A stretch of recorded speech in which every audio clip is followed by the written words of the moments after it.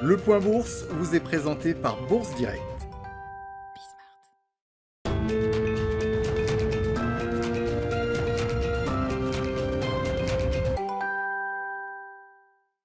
Bonjour à tous, le CAC 40 a ouvert en très légère hausse ce matin alors que les investisseurs auront aujourd'hui les yeux rivés sur le discours de Jérôme Powell cet après-midi devant la commission bancaire au Sénat. Un discours scruté de près dans un contexte d'envolée des rendements obligataires ces derniers jours. Le taux à 10 ans américain est aux alentours de 1,36% ce matin tandis que le taux à 30 ans est lui aux alentours de 2,18%. Les anticipations de reprise économique laissent en effet craindre une reprise de l'inflation et donc une diminution de la politique accommodante de la Fed à plusieurs investisseurs et ce malgré les efforts de Jérôme Powell pour rassurer les marchés. Ces mêmes anticipations de reprise économique qui ont d'ailleurs un impact sur les valeurs technologiques aux États-Unis, le Nasdaq reculant d'environ 2,5% hier soir en clôture de Wall Street.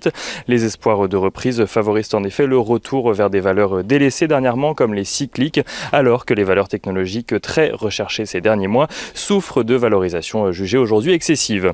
Du côté des valeurs à suivre aujourd'hui, HSBC annonce un bénéfice net en recul de 35% à 3,9 milliards de dollars en 2020. Un recul en lien avec une forte hausse des pertes de surcrédit ainsi que les baisses de taux d'intérêt d'après la banque. HSBC qui annonce d'ailleurs plusieurs changements dans le management à la tête du groupe et qui confirme se désengager de la banque de détail aux États-Unis pour recentrer ses activités en Asie. Sanofi annonce de son côté avoir reçu le feu vert de la FDA pour son traitement Libtayo administré aux patients atteints d'un cancer du poumon non à petites cellules. Et on regarde rapidement ce matin du côté des matières premières le pétrole qui s'échange aux alentours des $66 le baril de Brent, toujours en lien avec la vague de froid aux États-Unis qui a immobilisé une partie des raffineries. L'or reste stable aux alentours des $1 800, tandis que l'euro-dollar se situe ce matin juste au-dessus des $1,2150 pour 1 euro.